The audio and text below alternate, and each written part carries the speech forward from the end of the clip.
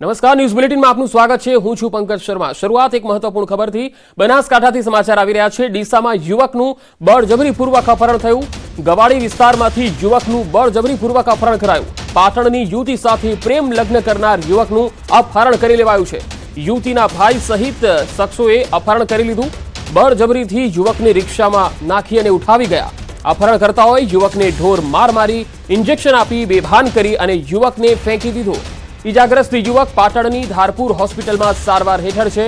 અપહરણકર્તા યુવતીના ભાઈ અરબાજ ખાન ઉર્ફે રાજુ પઠાણ સહિત 4 સામે ફરિયાદ થઈ છે। અપહરણની સમગ્ર ઘટના વિડીયો કેમેરામાં કેદ થઈ છે। ડીસા શહેર દક્ષિણ પોલીસે આ સમગ્ર મામલે વધુ તપાસ હાથ ધરી છે। તો બનાસકાંઠાના ડીસાથી અહેવાલ આવી રહ્યા છે। એક યુવકનું બળજબરીથી અપહરણ કરવામાં આવ્યું। ગવાડી વિસ્તારનો આ બનાવ। પાટણની યુવતી સાથે પ્રેમ લગ્ન કરનાર યુવકનું અપહરણ કરી લેવાયું। રિક્ષામાં નાખીને તેને ઉઠાવી ગયા। કેટલાક શખ્સો તેને ઉઠાવી ગયા। બળજબરીથી યુવકને રિક્ષામાં બેસાડી ગયા। અપહરણકર્તાઓએ યુવકને ઢોર માર માર્યો અને ઇન્જેક્શન આપીને બેભાન કરી આ યુવકને ફેંકી દીધો। ઇજાગ્રસ્ત યુવકને પાટણની ધારપુર હોસ્પિટલમાં સારવાર આપવામાં આવી રહી છે। અપહરણકર્તા યુવતીના ભાઈ અરબાજ ખાન ઉર્ફે રાજ્યો પઠાણ સહિત 4 શખ્સો સામે ફરિયાદ નોંધાઈ છે। અપહરણની આખી ઘટના વિડીયો કેમેરામાં પણ કેદ થઈ છે। ડીસા શહેર દક્ષિણ પોલીસે વધુ તપાસ હાથ ધરી છે। વધુ માહિતી સાથે સંવાદદાતા બનાસકાંઠાથી કિશોર તુવર જોડાયા છે। કિશોર, આ અપહરણકર્તાઓ કોણ હતા અને આ મામલે હવે શું તપાસ થઈ રહી છે? ચોક્કસથી પંકજ જણાવી દઉં આપને કે ડીસાના ગવાડી વિસ્તારમાં એક યુવકનું બળજબરીપૂર્વક અપહરણ કરવામાં આવ્યું હતું। પાટણની યુવતી સાથે પ્રેમ લગ્ન કરનાર આ યુવક હતો। યુવતીના ભાઈ સહિત અન્ય શખ્સો દ્વારા યુવકનું અપહરણ કરી બળજબરીપૂર્વક તેને માર મારવામાં આવ્યો હતો અને રિક્ષામાં નાખીને તેને ઉઠાવી ગયા હતા। તે ઉપરાંત ઢોર માર મારી અને ઇન્જેક્શન આપીને બેભાન કરી દેવામાં આવ્યો હતો અને અત્યારે જે ઇજાગ્રસ્ત યુવક છે તેને પાટણની ધારપુર હોસ્પિટલમાં સારવાર અપાઈ રહી છે। અપહરણકર્તા યુવતીના ભાઈ અરબાજ ઉર્ફે રાજ્યો પઠાણ સહિત 4 સામે ડીસા પોલીસ સ્ટેશનમાં ફરિયાદ પણ નોંધાઈ છે અને આજે સમગ્ર ઘટના હતી માર મારવાની તે કેમેરામાં કેદ થઈ ગઈ હતી અને અત્યારે જે છે ડીસા દક્ષિણ પોલીસે વધુ તપાસ હાથ ધરી છે અને આ યુવકને પ્રેમ લગ્ન કરવાની સજા જે છે તે યુવતીના ભાઈએ આપી હોય તેવું અત્યારે તો પંકજ ચર્ચાઈ રહ્યું છે। પંકજ, કિશોર, આભાર માહિતી આપવા માટે।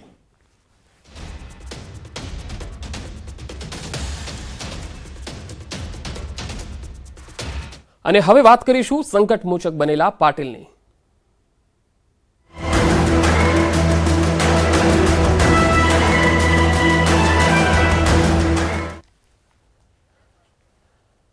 સૌરાષ્ટ્ર બાદ ઉત્તર ગુજરાતમાં પણ રૂપાલા સામે રોષ ભભૂકી ઉઠ્યો છે। ગોળ રાજપૂત સમાજે વ્યક્ત કર્યો છે ઉગ્ર રોષ। રાજપૂત સમાજના પ્રમુખે પોલીસને અરજી આપી પરસોત્તમ રૂપાલા વિરુદ્ધ કાર્યવાહી કરવાની માંગ થઈ રહી છે। ઊંઝા પોલીસને અરજી આપીને રોષ વ્યક્ત કરવામાં આવી રહ્યો છે।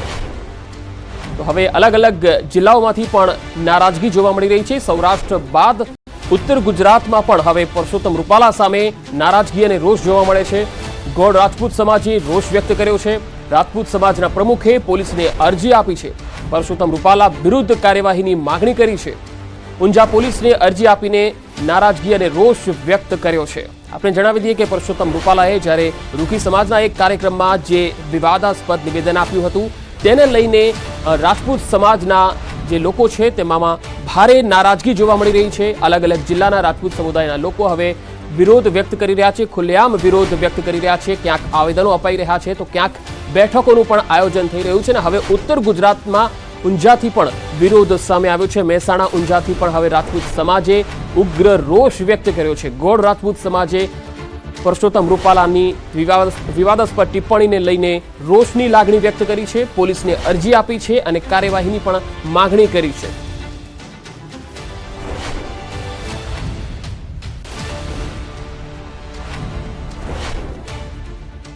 તો સૌરાષ્ટ્ર બાદ ઉત્તર ગુજરાતમાં પરસોત્તમ રૂપાલા સામે રોષની લાગણી। રૂપાલાનું જે નિવેદન હતું રૂખી સમાજને લઈને અને એ બાદ તેમણે જે નિવેદન આપ્યું એ રાજપૂતો આ નિવેદનને ક્યારેય સાંકી નહીં લે એવા નિવેદનો હવે આવવા લાગી રહ્યા છે। વધુ માહિતી સાથે મહેસાણાથી કેતન પટેલ મારી સાથે જોડાયા છે। કેતન, મહેસાણામાં હવે રાજપૂત સમાજના લોકોએ વિરોધ વ્યક્ત કર્યો છે, શું કહેવું છે અને પોલીસમાં શું અરજી આપવામાં આવી છે? ચોક્કસથી પંકજ જણાવી દઉં કે રાજકોટના જે પુરુષોત્તમ રૂપાલા હોય છે તેમના દ્વારા જે નિવેદન આપવામાં આવી રહ્યું છે ત્યારબાદ ખાસ કરી જુદી જુદી જગ્યાઓ પર તેમનો વિરોધ થઈ રહ્યો છે, તેમના નિવેદનનો વિરોધ થઈ રહ્યો છે, ત્યારે મહેસાણા જિલ્લામાં પણ હવે જે વિરોધના જે સૂર હોય છે તે ઉઠી રહ્યા છે. આપણા સાથે જે રાજપૂત સમાજના જે આગેવાન હોય છે તે જોડાય છે, તેમના સાથે વાતચીત કરીશું. શું કહેશો, તમે ઊંઝા પોલીસ સ્ટેશન ખાતે ફરિયાદ માટે અરજી આપવામાં આવી છે, શું અરજી આપવામાં આવી છે, કેમ અરજી આપવી પડી?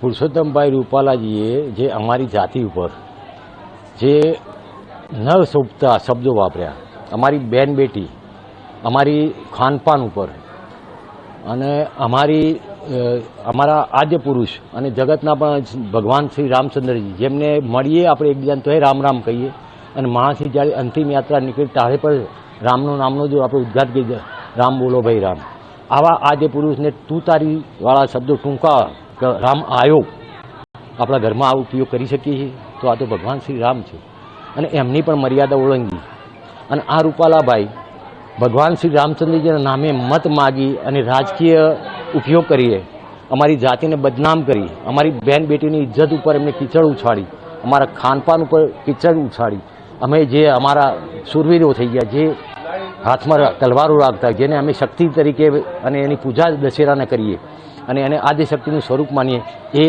નમી ગઈ આવા શબ્દો વાપરી અને અમારી જાતિને જે કલંકિત કરી છે એનું અમને ભારોભાર દુઃખ છે. આ દેશની અંદર રાજપૂત રજવાડા નહીં પણ 18 વર્ષના દીકરા, એકના એક દીકરા હોય, એને પણ પોતાની માતાઓએ કપાળે તિલક કરીને ભવાની પકડાઈ દીધેલી હોય કે આમ લોકો માટે, સામાન્ય લોકો માટે, ગરીબ લોકો માટે, ગાયો માટે, દીકરીઓ માટે, અરે ઇવન જીવ સૃષ્ટિ માટે, વનસ્પતિ માટે. જી કેતન, હું આપણી પાસે આવીશ. હાલ અમદાવાદમાં પણ આજે ક્ષત્રિય સમાજની બેઠક છે. સંજય ટાક અમદાવાદથી મારી સાથે જોડાયેલા છે. સંજય, એક તરફ પરસોત્તમ રૂપાલાએ જાહેરમાં માફી પણ માંગી છે, કહ્યું છે કે જો આ પ્રકારનું કોઈની લાગણી દુભાઈ હોય તો માફી માંગુ છું. તેમ છતાં પણ ક્ષત્રિય સમાજની અંદર હજુ પણ રોષ જોવા મળી રહ્યો છે. અમદાવાદમાં આજે બેઠક છે, શું ચર્ચા થવાની છે?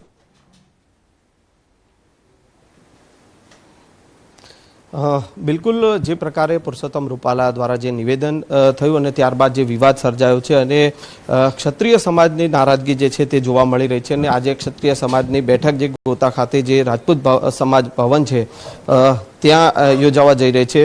વનાર સાહેબ આપણી સાથે છે, તેઓ પાસેથી જાણીશું શું કહેશો સાહેબ, જે પ્રકારની નારાજગી ક્ષત્રિય સમાજમાં છે, શું આજે બેઠક યોજાવા જઈ રહી છે, શું એજન્ડા છે?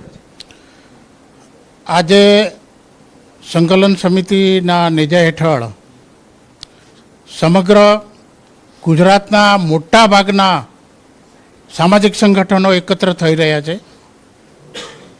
તમામનો સૂર એક જ છે કે જે આ વક્તવ્ય થયું એ રાજપૂત સમાજની બેટી, બહેન, દીકરીઓના અનુસંધાને છે, પણ એની પહેલાં ભારતની બેટી, બેન, દીકરીના અનુસંધાને પણ છે, જેને લઈને તમામ સમાજોએ આ વક્તવ્યને વખોડ્યું છે કે ક્યારેય ભારતની બેન, બેટી, દીકરીઓને આ વ્યવહાર અમલ થવા નથી દીધા, બલકે ઇતિહાસ ઉજળો છે કે ભારતની બેન, બેટી, દીકરીઓએ જે બલિદાનો આપ્યા છે, જેના કારણે પરપ્રાંતીય સલ્તનતો પીછેહટ કરી હતી. આ રીતે સત્ય ઇતિહાસને પાનાને પલટી અને પોતાના સ્વાર્થ માટે એકાદા સમાજને રાજી કરવા માટે ક્ષત્રિય સમાજના નામથી. જી સંજય, હું આપણી પાસે આવીશ. કેતન, મહેસાણામાં જે નારાજગી જોવા મળી છે, પોલીસને જે અરજી આપવામાં આવી છે, પરંતુ આ જે આગેવાનો છે આપણી પાસે, એમની પાસેથી જાણવા માંગીશું કે પુરુષોત્તમ રૂપાલાએ જ્યારે માફી માંગી લીધી છે પછી હવે આ વિવાદ શું કામ? ચોક્કસથી વાત કરીએ તો પુરુષોત્તમ રૂપાલાની વાત કરીએ તો આજે વિવાદ આપ્યું છે, પછી માફી પણ માંગવામાં આવી છે, તો આ વિવાદ કેમ થઈ રહ્યો છે? વિવાદ થવાનું કારણ કે માફીના યોગ્ય છે આ શબ્દો? તમને યોગ્ય લાગે છે આ શબ્દો માફીના લાયક છે સાહેબ? અનેક આ ભારત દેશની અંદર એવા માણસો ઉપર આ કાયદા લગાવ્યા છે કે જેમને ધર્મ વિરોધી, જાતિ વિરોધી ભાષણ કરે, એમને 6 વર્ષ માટે સસ્પેન્ડ કરી દીધા છે રાજકારણમાંથી. અને આ રૂપાલાભાઈને કેમ ચાલુ રાખ્યા છે એમના લોકસભાના સભ્ય તરીકે, એ અમને પોસાતું નથી. એટલે એમને માફ ના કરાય, એમને કડકમાં કડક સજા થાય અને સરકારશ્રી